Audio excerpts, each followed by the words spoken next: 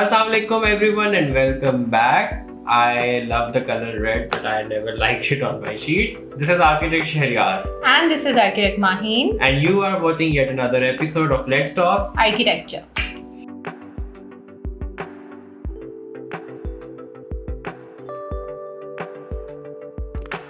So in our previous video हम लोगों ने एक बहुत जेनेरिक बात की थी उन चीज़ों के ऊपर जो मेजॉरिटी आर्किटेक्चर स्कूल पाकिस्तान के नहीं सिखा रहे होते या नहीं पढ़ा रहे होते, राइट? सो आज के डिस्कशन सेशन में हम उनमें से कुछ चीज़ों के ऊपर इन डिटेल बात करने वाले हैं. Just to add on here that we are recording this video today because हमें पिछली वीडियो पे फीडबैक मिला है कि हमें इन एस्पेक्ट को डिटेल में शेयर करना चाहिए. So we are doing this for all of you. और इन पे बात करने का मकसद ये है टू गेट एन आइडिया कि हमारे यहाँ जो स्टूडेंट्स हैं आर्किटेक्चर के वो किन किन चीज़ों में लैक कर रहे हैं. तो सबसे पहले हम लोग बात करने वाले हैं रेलिवेंट आर्ट सब्जेक्ट्स के ऊपर. इन सब्जेक्ट्स को पढ़ने के क्या फ़ायदे हैं, let's just dig into it. Relevant art subjects में जो सब्जेक्ट्स इंक्लूडेड होते हैं उसमें हमारे पास कल्चर है, पेंटिंग है, डिज़ाइन है, प्रोडक्ट डिज़ाइन है और भी बहुत ज़्यादा सब्जेक्ट्स हैं, पर दीज आर द वंस जो कि मेनली पढ़ाए जाते हैं और हमें पढ़ने भी चाहिए. So let's just start with कि why they are very important. Number 1, they broaden the horizon of any architecture student. Number 2, they widen the skill set. Number 3, they let students explore more about the field and the relevant fields as well. And number 4 and last and the most important, they make room for more experimentations. So in detail बात करते हैं कि ये subjects हमें सिखाते क्या क्या हैं. First we'll start with sculpture.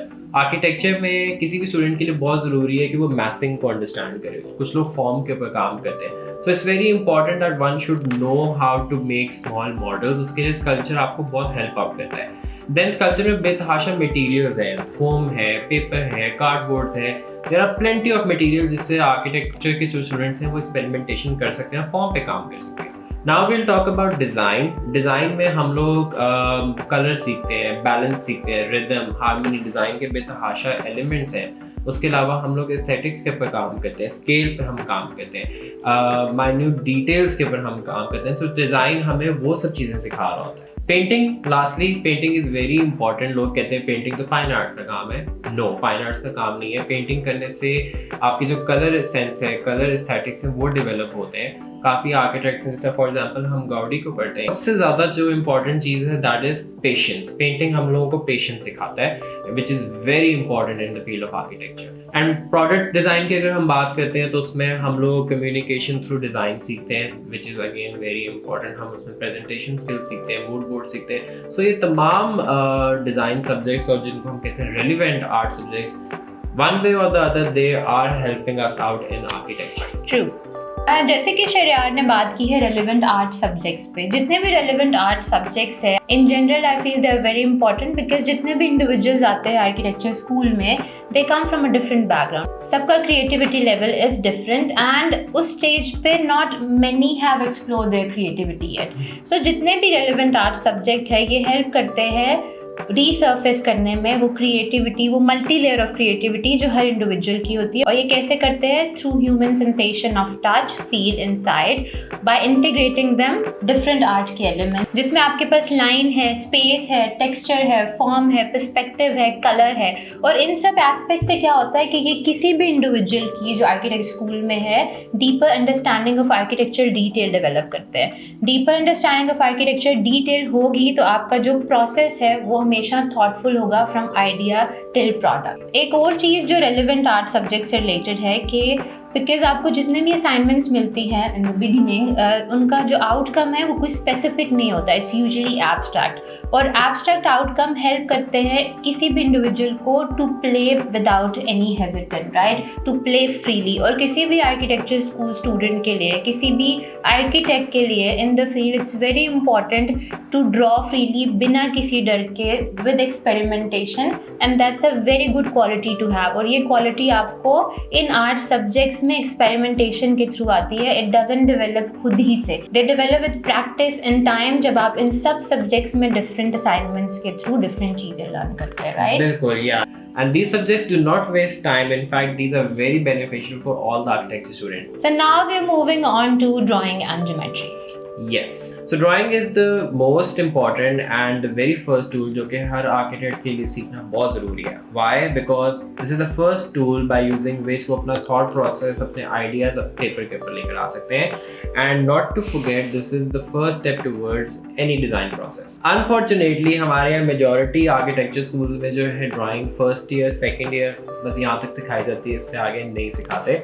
Drawing हमारे नज़दीक, मेरे और माहीन के नज़दीक एक ऐसा सब्जेक्ट है जो कि 500 साल प्रैक्टिस होना चाहिए, या इसको आपकी असाइनमेंट्स का एक इम्पॉर्टेंट पार्ट होना चाहिए. ड्राइंग में ड्राइंग टूल्स हैं, ठीक है, उनको यूज़ किस तरह से करना है, उनकी टेक्निक्स क्या हैं, वो बहुत इंपॉर्टेंट है, उनको सीखना, उनको अंडरस्टैंड करना. ड्राइंग में आप study of light and shadow, perspective, scale, background and foreground की स्टडी, ये सब चीज़ें जो हैं हम लोग सीखते हैं और बहुत ज़रूरी भी हैं. And lastly and most importantly grip की बात करते हैं. जितने भी पुराने आर्किटेक्ट्स हैं या जितने भी वो आर्किटेक्ट जिनको हम बहुत थॉरली फॉलो करते हैं, they have this one common quality and they know how to use this tool. ठीक है, उनकी ड्राइंग्स अमेजिंग होती हैं, उनका मैनुअल वर्क अमेजिंग होता है, और ये वो एक ऐसी चीज़ है जो कि आजकल के आर्किटेक्ट्स में लैक करती है.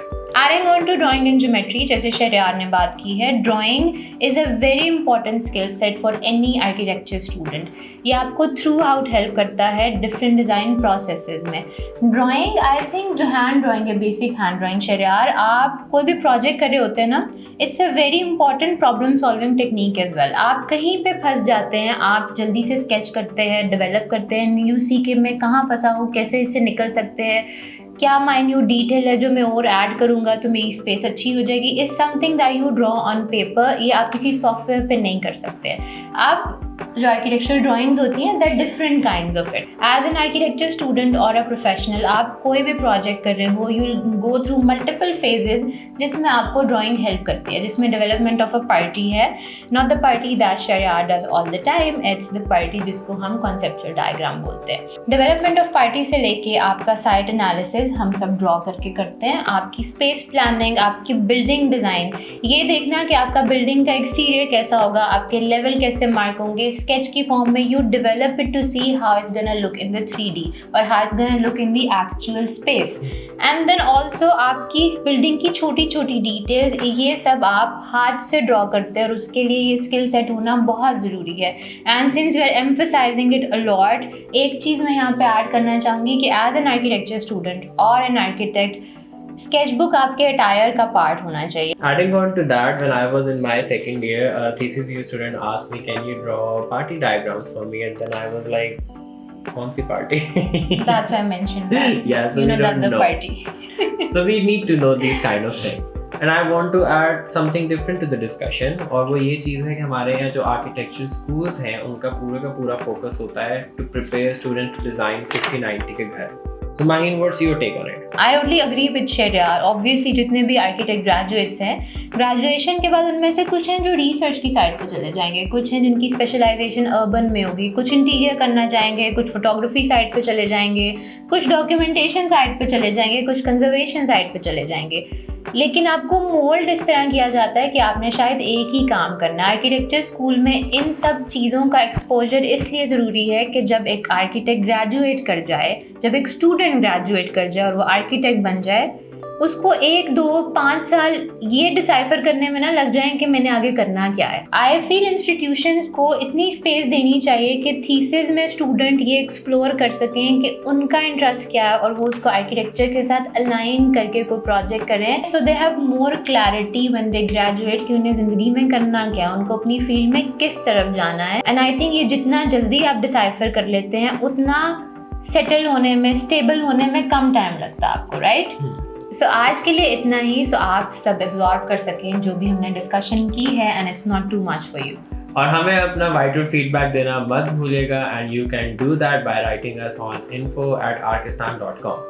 So lastly, do not forget to subscribe to our YouTube channel and follow us on our social media platforms for regular updates. And register with us by visiting www.arkistan.com/register. Yeah, and avail the maximum benefits. So with that, see you inshallah next Sunday 8 p.m. Till then, Allah Hafiz.